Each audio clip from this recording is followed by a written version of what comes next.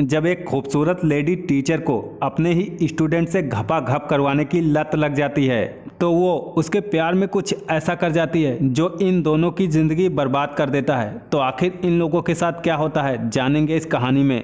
कहानी की शुरुआत में हमें जेमी नाम की एक खूबसूरत लड़की दिखाई देती है। जेमी कॉलेज में अपने प्रोफेसर से मिलती है क्योंकि आज जेमी की प्रोफेसर का कॉलेज में आखिरी दिन है। ये दोनों आपस में बात कर ही रही होती हैं कि यहाँ पर मॉली नाम की एक औरत आ जाती है जो कि अब जेमी की नई प्रोफेसर होने वाली है। मॉली को कॉलेज की प्रिंसिपल पूरा कॉलेज घुमाने लगती हैं। तभी मॉली की नज़र ग्राउंड में खेल रहे एक लड़के पर पड़ती है। इस लड़के का नाम डैनी है। डैनी को देखते ही मॉली उस पर फिदा हो जाती है, लेकिन उसे ये बिल्कुल भी पता नहीं था कि डैनी जेमी का बॉयफ्रेंड है और ये दोनों एक ही क्लास में पढ़ते हैं। अब हम जेमी के डैड को देखते हैं जो कि पूरा दिन घर पर पबजी खेला करते हैं और उसकी मॉम डबल शिफ्ट करके घर का पूरा खर्चा उठाती हैं और इन्हीं बातों को लेकर इन दोनों में लड़ाइयाँ होती रहती हैं और जेमी इन सबसे बहुत ज़्यादा परेशान रहती थी, लेकिन वो अपने डैड से कुछ भी नहीं कहती थी। अगले दिन मॉली जब क्लास में आती है तो वो पूरा टाइम सिर्फ डैनी को ही देखती रहती है और क्लास खत्म होने के बाद वो डैनी से एक्स्ट्रा क्लास लेने के लिए बोलती है क्योंकि मॉली को डैनी पढ़ाई में थोड़ा कमज़ोर लग रहा था। उसकी बात डैनी मान लेता है और उससे एक्स्ट्रा क्लास लेने के लिए तैयार हो जाता है। अब मॉली डैनी को अपने पास बिठाती है और उससे बड़े प्यार से कहती है अगर तुम्हें अच्छे कॉलेज में एडमिशन लेना है तो तुम्हें कल से ही एक्स्ट्रा क्लास लेनी चाहिए। दरअसल ये सब मॉली की चाल थी क्योंकि वो किसी भी तरीके से डैनी को हासिल करना चाहती थी, लेकिन डैनी उसे कल की क्लास के लिए मना कर देता है क्योंकि कल डैनी और जेमी की फर्स्ट डेट एनिवर्सरी थी और इस एनिवर्सरी पर ये दोनों घपाघप करने वाले थे। ये सब सुनने के बाद मॉली को बिल्कुल भी अच्छा नहीं लगता। अब जब डैनी यहाँ से जाने लगता है तो मॉली उससे उसका फ़ोन नंबर ले लेती है। अब घर आने के बाद भी मॉली सिर्फ डैनी के बारे में ही सोच रही होती है और वो दिमाग लगाती है कि कैसे उन दोनों को अलग किया जाए। तभी उसके दिमाग में एक खतरनाक आइडिया आता है। अगले दिन मॉली जानबूझकर जेमी को असाइनमेंट में सी ग्रेड देती है, जिसे देखकर जेमी को काफ़ी ज़्यादा गुस्सा आता है। अब जेमी क्लास खत्म होने के बाद मॉली के पास जाती है और उससे कहती है मैं एक मिडिल क्लास फैमिली से हूँ और मुझे अच्छे कॉलेज में एडमिशन लेने के लिए अच्छे ग्रेड की ज़रूरत होगी ताकि मुझे अच्छी स्कॉलरशिप मिल सके। अब मॉली उससे कहती है अगर तुम्हें अच्छे ग्रेड चाहिए तो कल तुम दोबारा इस असाइनमेंट को कंप्लीट करके मेरे सामने लाना ताकि मैं तुम्हें ए ग्रेड दे सकूं। अब जेमी उसे अपनी एनिवर्सरी के बारे में बताती है, लेकिन मॉली उससे कहती है तुम्हारे लिए ग्रेड इंपॉर्टेंट है या फिर तुम्हारी एनिवर्सरी। इस पर जेमी उसे कोई जवाब नहीं देती और वहां से चली जाती है। अब वो डैनी से मिलती है और उसे सारी बातें बताती है और उससे आज रात के लिए माफी भी मांगती है क्योंकि आज उसे दोबारा से उस असाइनमेंट को पूरा करना था, लेकिन डैनी किसी भी हालत में आज उसके करीब आना चाहता था, इसीलिए वो गुस्सा होकर वहां से चला जाता है। अब थोड़ी देर बाद मॉली डैनी के पास आती है और उसे अपने साथ डिनर करने के लिए ले जाती है। अब ये दोनों एक रेस्टोरेंट में पहुंच जाते हैं जहां पर मॉली डैनी से उसकी लव लाइफ के बारे में पूछती है। अब डैनी थोड़ा हिचकिचाते हुए मॉली से बताता है अभी तक उन दोनों के बीच में कुछ भी नहीं हुआ है क्योंकि जेमी अभी इन सब चीज़ों के लिए रेडी नहीं है। ये सब सुनकर मॉली समझ जाती है कि डैनी को आखिर क्या चाहिए, इसीलिए वो जानबूझकर उसके बहुत ज़्यादा करीब आने लगती है, लेकिन डैनी उस पर ज़्यादा ध्यान नहीं देता और अपने घर चला जाता है। अब अगले दिन जेमी जब डैनी से मिलती है तो वो उससे कल रात के बारे में पूछती है। वो बोलती है कल रात तुम कहाँ थे? तो डैनी उससे कहता है कल रात मैं अपने दोस्तों के साथ था। ये सुनकर जेमी को काफ़ी ज़्यादा बुरा लगता है क्योंकि डैनी के दोस्तों ने पहले ही उससे बता दिया था कि कल रात डैनी उनके साथ नहीं था। अब हम इन दोनों को एक पार्टी में देखते हैं जहां पर डैनी जेमी की खूबसूरती को देखकर अपने आप को कंट्रोल नहीं कर पाता और उसे किस करने लगता है। इसके बाद डैनी उसे एक रूम में ले जाता है और उसके साथ घपाघप करने की कोशिश करता है, लेकिन जेमी उसे बीच में ही रोक देती है, जिसकी वजह से डैनी का पूरा मूड खराब हो जाता है। इसीलिए वो गुस्सा होकर वहां से चला जाता है। उधर दूसरी तरफ मॉली अपनी कार को खुद ही खराब करके डैनी को उसकी मदद करने के लिए बुलाती है। अब डैनी जब वहां आता है तो वो उसकी कार ठीक कर देता है, लेकिन कार ठीक करने की वजह से उसके हाथ गंदे हो जाते हैं, इसीलिए मॉली उसे अपने घर ले जाती है और एक टॉवल से खुद उसके हाथ सफा करती है और साथ ही उसके करीब आने की कोशिश करती है। और अब डैनी भी समझ जाता है कि आखिर मॉली को क्या चाहिए, इसीलिए वो मॉली को घोड़ी बना देता है। अगले दिन जेमी जब कॉलेज में जाती है तो मॉली फिर से उसे एक बार असाइनमेंट में सी ग्रेड देती है, जिसे देखकर वो कुछ समझ नहीं पाती कि मॉली आखिर उसके साथ ऐसा क्यों कर रही है। अब जैमी मॉली और डैनी को एक खाली क्लासरूम में अकेले देखते हैं, जिसके बाद जैमी को उन पर शक होने लगता है। क्लास खत्म होने के बाद जैमी डैनी का पीछा करती है और फिर वो पाती है कि डैनी मॉली के घर जा रहा है। अब जैसे ही डैनी घर के अंदर चला जाता है, जैमी खिड़की के मदद से अंदर झांकने की कोशिश करने लगती है। अंदर मॉली और डैनी एक दूसरे के साथ टपाटप कर रहे थे।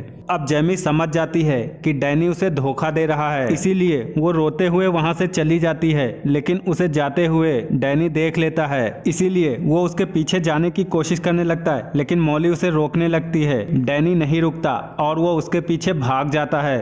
अब वो जैमी के पास पहुंचकर उससे माफी मांगने लगता है और साथ ही अगली बार ऐसा कुछ न करने का वादा भी करता है। अब जैमी उसे माफ कर देती है, लेकिन इसी रात को डैनी के पास फिर से मॉली का मैसेज आता है, लेकिन वो उसे कुछ भी रिप्लाई नहीं करता और अगले दिन कॉलेज में भी वो उसे पूरी तरीके से इग्नोर करता है। खुद को इग्नोर होता देख मॉली काफी ज्यादा परेशान हो जाती है और वो समझ जाती है कि जैमी को शायद इन दोनों के बारे में पता चल चुका है, इसीलिए वो अच्छा बनने के लिए इस बार जैमी को ए ग्रेड देती है। लेकिन जैमी उससे कहती है, तुम ये मत समझना कि तुमने ए ग्रेड दिया है तो मैं तुम्हें माफ कर दूंगी। अब जैमी उसी के सामने ही अपना असाइनमेंट डस्टबिन में फेंक कर वहां से चली जाती है। अब डैनी जैमी के पास आता है और उससे कहता है कि मॉली उसे काफी ज्यादा परेशान कर रही है, इसीलिए आज रात वो उससे मिलने के लिए जाएगा ताकि वो उसके साथ अपने रिश्ते को खत्म कर सके। अब रात में जैमी मॉली को मैसेज करके उसे अपनी लोकेशन पर बुलाता है, जिससे कि मॉली को लगता है कि शायद अब भी वो उससे प्यार करता है, इसीलिए वो जल्दी से तैयार होकर वहां पर पहुंच जाती है। मॉली इस वक्त काफी ज्यादा खुश थी, लेकिन उसकी खुशी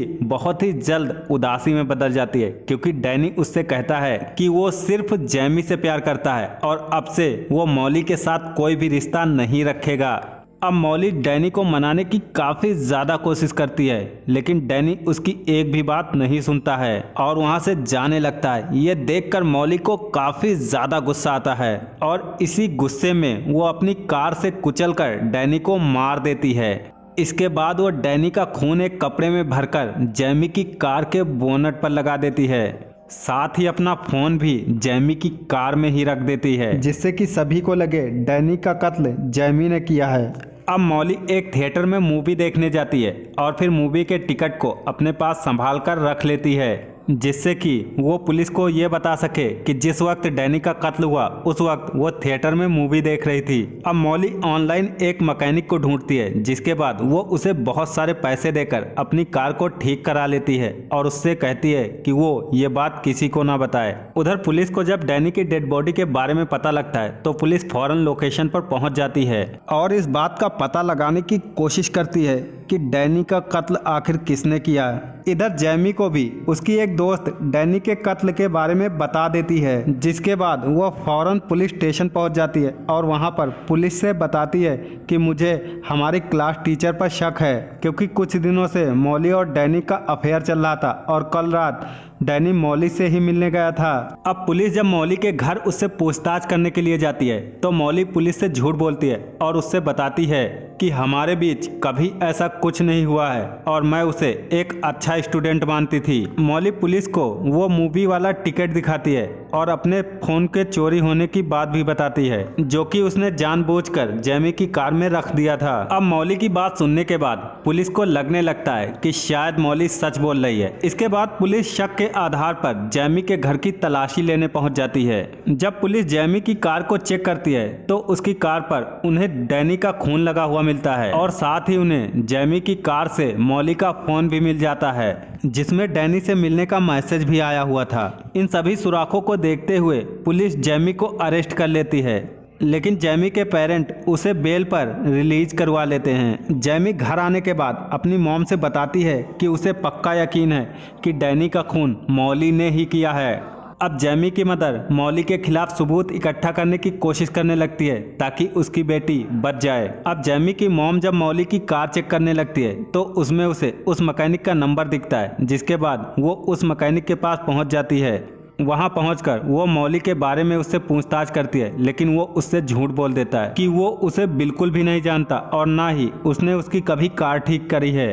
अब ये सुनकर जैमी की माँ काफी ज्यादा निराश हो जाती है और वहाँ से जाने लगती है। तभी उनके पास उस गराज में काम करने वाली एक औरत आती है जो कि उनसे बताती है कि किस तरह मौली ने काफी सारे पैसे देकर अपनी कार ठीक करवाई है और हमारे बॉस का मुंह बंद करने के लिए भी कहा है।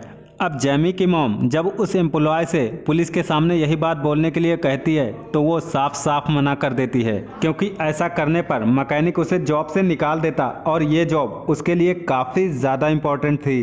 अब जैमी की माँ घर आने के बाद अपने हस्बैंड से इस बात को शेयर करती है। जैमी भी चुपचाप उनकी बातें सुन लेती है। अब जैमी अपनी मॉम से मौली के घर जाने की रिक्वेस्ट करती है, लेकिन उसकी मॉम उसे मना कर देती है, क्योंकि जैमी के पैर में एक ट्रैकर लगा हुआ था जिससे कि वो कहीं भाग ना सके। हालांकि इस समय वो अपनी मॉम की बात मान जाती है, लेकिन रात में जब उसके माता पिता सो जाते हैं तो वो अकेली ही मौली के घर पहुंच जाती है और अपने फोन का रिकॉर्डर ऑन कर लेती है जिससे कि मौली की सच्चाई रिकॉर्ड हो सके। लेकिन उसका ये प्लान जल्द ही फेल हो जाता है, क्योंकि मौली को पता चल जाता है कि ये मेरी रिकॉर्डिंग कर रही है। इसीलिए वो उसके हाथ से उसका फोन छीन लेती है और गुस्से में आकर उससे सारा सच उगल देती है। वो कहती है हाँ, उसने डैनी को मारा है और अब वो जैमी को भी मार देगी। अब जैसे ही मौली चाकू उठाकर जैमी को मारने की कोशिश करती है तभी वहां पर पुलिस आकर उसे पकड़ लेती है। दरअसल मौली के पैर में लगे हुए ट्रैकर की वजह से